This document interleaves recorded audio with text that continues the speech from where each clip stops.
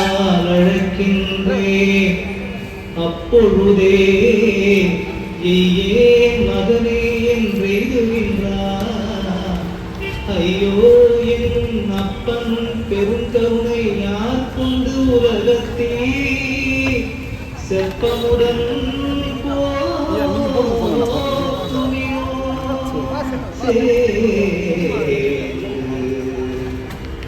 அப்பா என்றோ காலழைக்கின்றே அப்பொழுதே மகனே என்றாகின்றார்.